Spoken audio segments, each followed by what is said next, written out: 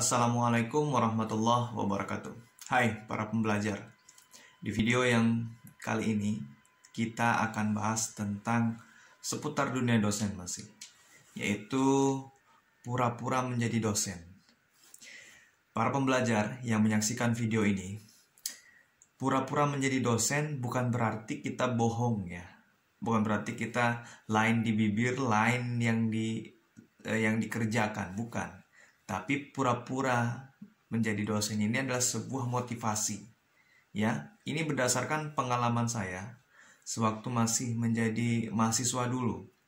Jadi, pura-pura dosen ini adalah suatu sikap kita dalam bertindak, dalam berbuat, ingin menjadi dosen gitu ya. Jadi, kita udah mulai berupaya ini supaya bisa menjadi dosen. Nah, untuk itu, para pembelajar yang menyaksikan video ini, ada 5 hal yang harus kita lakukan untuk berpura-pura menjadi dosen. Jika teman-teman di sini masih siswa di SMA atau masih mahasiswa sekarang, nah sekarang udah bisa berpura-pura menjadi dosen. Apa itu yang pertama? Baik, yang pertama adalah pura-pura dalam mengajar. Nah, ini ketika kita presentasi makalah nih, ya. Teman-teman diberikan tugas ya, diberikan tema oleh dosen untuk menyusun makalah.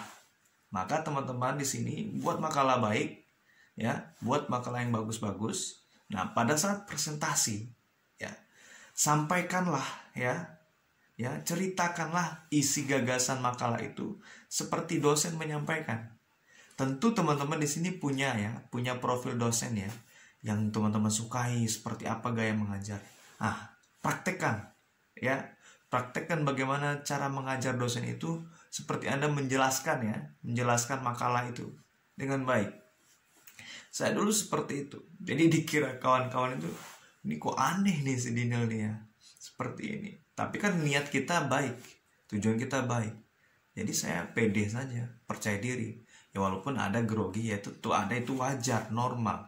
Namun kita berusaha menyampaikan ya isi makalah kita dengan presentasi seperti dosen. Nah, itu pura-pura menyampaikan isi makalah seperti dosen. Nah, itu ya yang pertama ya.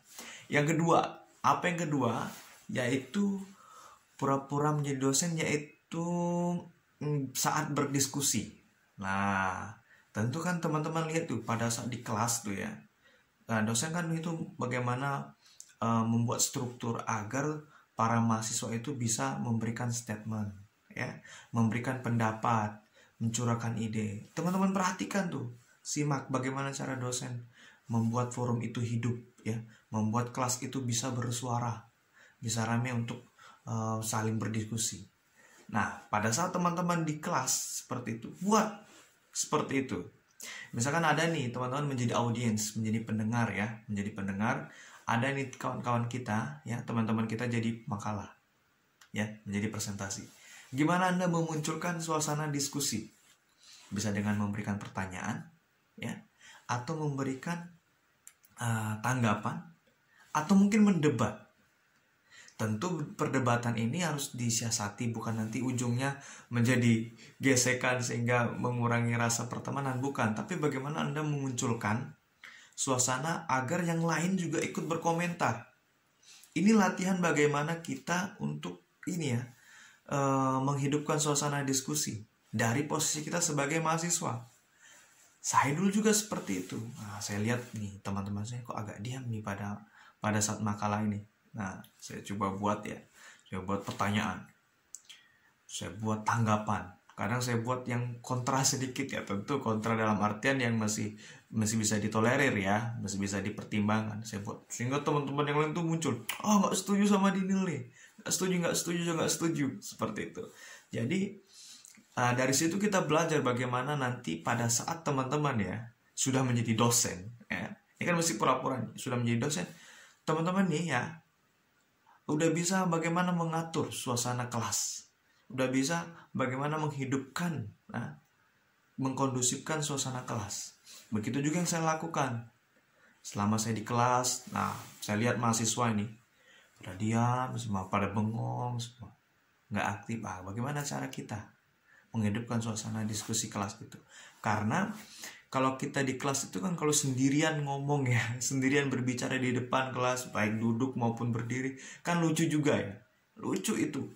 Maka kita bisa harus mengikut sertakan para mahasiswa untuk bersuara, berstatement. Itu penting. Pura-pura menjadi dosen, berdiskusi. Selanjutnya yang ketiga yaitu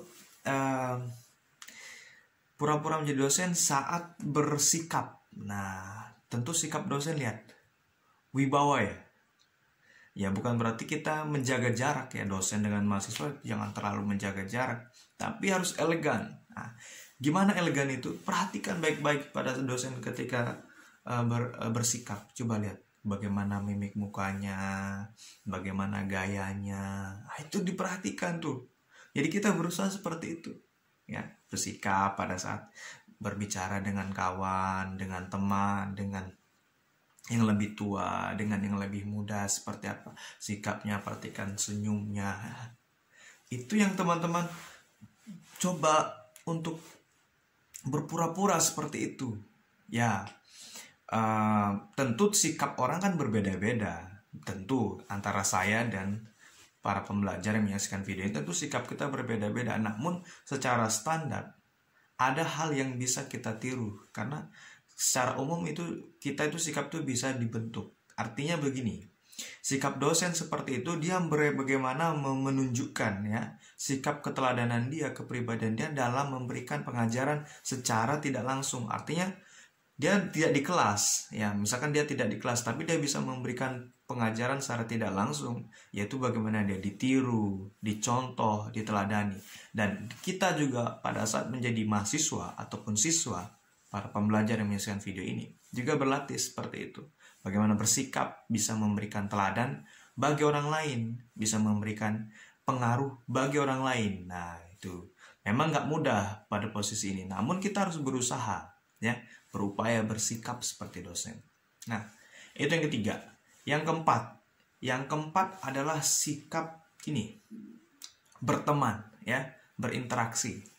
Tentu dosen itu kan dia punya mitra, teman kerja ya, sesama dosen, dan juga punya pimpinan, kaprodi ya, ketua jurusan ya, terus dekan, rektor. Jadi gaya ya, cara dia dalam berinteraksi, berteman itu seperti apa? Teman perhatikan ketika dia ngobrol tuh dengan teman kerjanya, gimana dia menunjukkan antusias, cara dia berbicara, perhatikan.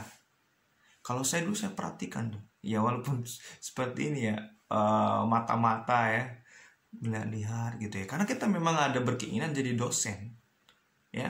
Para pembelajar yang menyaksikan video ini, kita ingin jadi dosen, maka kita harus lihat seperti apa sih tipikal dosen kita nanti. Tentu tipikal berbeda-beda, tapi kita punya, oh itu bagus tuh, nanti saya akan coba seperti itu, ya. Kalau para pembelajar yang menyaksikan video ini punya nggak Dinil nih, dosen panutan, dosen yang sering ditiru? Ya tentu punya lah. Pada saat saya kuliah saya lihat dosen ini bagus banget cara mengajarnya, cara bersikapnya, sopannya. Saya tiru, saya praktekkan sampai sekarang. Ya tentu berbeda sikap, tapi saya usahakan melakukan kegiatan seperti itu. Bagaimana dia berinteraksi ya, seperti itu ya. Nah, itu yang keempat yang harus teman-teman latih ya, dalam kita berinteraksi ya, pada saat kita sekarang ini masih mahasiswa ya, ataupun masih siswa, ataupun yang udah dosen muda ya, yang menyaksikan video ini udah jadi dosen muda. Kita harus berlatih ya. Saya juga tetap terus berlatih bagaimana meningkatkan interaksi kita, karena kan memang nggak mudah itu kita berinteraksi dengan mahasiswa lagi yang punya tipikal yang beragam ya kan. Nggak mudah, mahasiswa ini seperti ini, mahasiswa ini seperti ini, kita posisi seperti ini. Bagaimana kita bisa nyambung kepada semuanya, bisa mengatur relasi, bisa meningkatkan hubungan yang baik, tidak ada jarak terlalu berlebih. Tentu mengedepankan sikap yang elegan di situ. Itu yang keempat ya. Nah, yang kelima, ini yang terakhir, ini adalah pura-pura jadi dosen dalam berbusana. Nah, tentu ya, coba lihat dosen-dosen Anda yang Anda kalau udah jadi mahasiswa lihat dosennya. Ada nggak yang busananya yang kusut gitu ya, atau yang baju tidak disetrika, rambut tidak disisir, jilbab tidak disetrika. Udah gitu, mohon maaf, ada nggak ya dosen yang bau? Sorry ya, dalam artian ya kalau nggak bisa wangi minimal nggak usah bau, gitulah. Jadi kita waktu mahasiswa juga seperti itu. Berbusana kita seperti apa? Rapi, nggak harus baru, nggak rapi, ya, bersih. Usahakan setrika, ya, disetrika bajunya, disetrika busananya, jilbabnya disetrika, jangan seperti kena sambar petir ya, boom, kusut. Kita berlatih di situ, ya. Jadi berbusana kita, rambut disisir. Kalau lagi pendek bagus disisir rapi. Kalau lagi panjang misalkan, Anda sisir rapi-rapi, ya. Misalkan kumis berantakan, jenggot berantakan, rapikan. Gimana, boleh panjang nggak? Silakan, tapi rapikan. Bukan panjang tapi nempel semua nasi-nasi di sini, atau kumis berantakan semua. Rapikan. Nah, dosen kan seperti itu. Jadi dia tetap menunjukkan sebab dia ditiru, ya, sebab dia dilihat. Maka kita sebagai mahasiswa ataupun sebagai siswa, kita harus lihat itu dan praktekkan itu bagaimana cara kita berpura-pura menjadi dosen, yaitu cara berbusananya, ya. Ya, perhatikan saat dia memakai kemeja, batik, ataupun koko gitu, atau pakai dasi, pakai sepatu, ya, nggak pakai sendal ya, kecuali kaki sakit ya. Ya, itu lain cerita. Nah, makanya berbusana juga kita harus perhatikan ketika kita memang ingin menjadi dosen. Ya, gitu ya teman-teman ya. Itulah 5 hal ya yang harus kita lakukan untuk berpura-pura menjadi dosen. Para pembelajar yang menyaksikan video ini, mudah-mudahan bisa dipraktekkan. Terima kasih. Assalamualaikum warahmatullahi wabarakatuh.